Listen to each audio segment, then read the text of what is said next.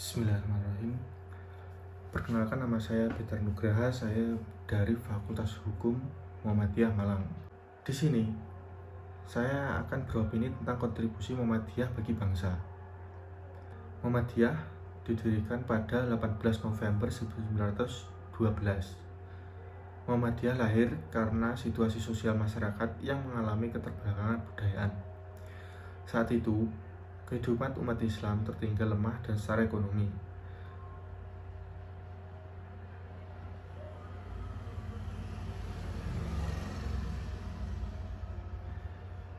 Ditambah lagi bangsa Indonesia terjajah secara politik. Kondisi tersebut mendorong Kiai Haji Ahmad Dahlan mencari jalan keluar yang bersifat reformis. Muhammadiyah memposisikan sebagai gerakan sosial agama kemasyarakatan dan kebangsaan. Dia menolak politik praktis secara bertahap. Muhammadiyah bergerak memajukan ajaran Islam yang menyebar dari Yogyakarta ke seluruh Indonesia. Muhammadiyah mau menguatkan tatanan sosial dan pendidikan agar lebih maju. Dia juga berupaya menampilkan Islam bukan sekedar agama yang bersifat individual dan statis, tetapi dinamis serta berkedudukan sebagai sistem kehidupan manusia dalam beraspek. Misinya membersihkan Islam Indonesia dari pengaruh dan kebiasaan non-Islam. Dia juga mereformulasi ajaran dengan pandangan modern, mereformulasi pendidikan dan pertahanan Islam dari pengaruh luar. Gerakannya berdasarkan pada ajaran jika suatu urusan tidak akan sempurna tanpa alat, maka alat itu menjadi wajib. Muhammadiyah berarti pengikut Muhammad. Kiai Haji Ahmad Dahlan berharap melalui nama ini umat Islam khususnya anggota Muhammadiyah dapat menyesuaikan diri mengikuti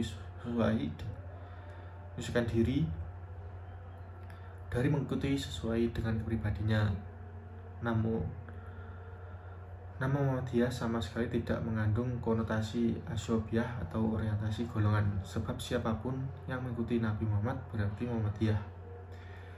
Ahmad Dahlan mengajak umat Islam menjalani hidup menurut tuntunan Al-Quran dan hadis. Buku ini menjawab anggapan bahwa Muhammadiyah terkesan eksklusif, akan tetapi sesungguhnya terbuka.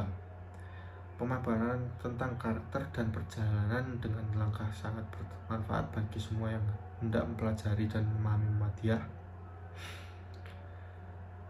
Di antara sekian banyak kontribusi Muhammadiyah terhadap bangsa, yang paling menonjol adalah pendidikan.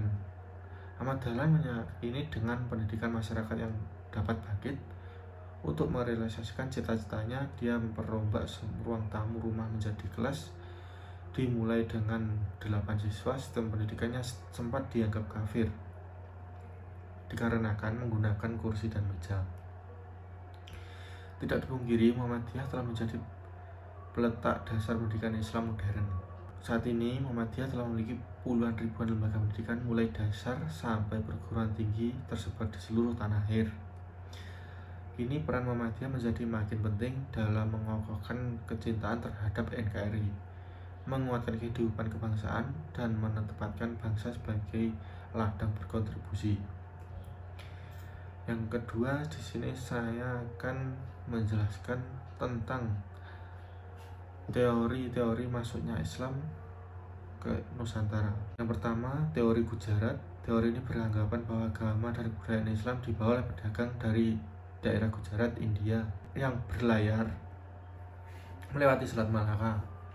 Teori ini menjelaskan bahwa kedatangan Islam ke Nusantara sekitar abad ke-13 melalui kontak para pedagang dan kerajaan Samudra Pasai yang menguasai Selat Malaka saat itu. Yang kedua, teori Persia. Umar Amir Husain dan Husain Joydeningrat berpendapat bahwa Islam masuk ke Nusantara melalui para pedagang yang berasal dari Persia, bukan dari Gujarat. Persia adalah sebuah kerajaan yang saat ini kemungkinan besar pada Iran. Teori ini tercetus karena pada awal masuknya Islam ke Nusantara di abad ke-13, ajaran yang marak saat itu adalah ajaran Syiah yang berasal dari Persia. Selain itu, adanya beberapa kesamaan tradisi Indonesia dengan Persia dianggap sebagai salah satu penguat. Contohnya adalah peringatan 10 Muharram. Islam Persia serupa dengan upacara peringatan bernama Taubih atau Tabut di beberapa ya di beberapa wilayah Sumatera, khususnya Sumatera Barat dan Jambi. Yang ketiga, teori Cina. Lain halnya dengan Slamet Mulyana dan Sumanto Al-Khutubi, mereka berpendapat bahwa sebenarnya kebudayaan Islam masuk Nusantara melalui perantara masyarakat Muslim Cina. Teori ini berpendapat bahwa migrasi masyarakat Muslim Cina dari Kanton ke Nusantara, khususnya Palembang, pada abad ke-9 menjadi awal mula masuknya budaya Islam ke Nusantara. Hal ini dikuatkan dengan adanya bukti bahwa Raden Patah atau Demak dengan keturunan Cina.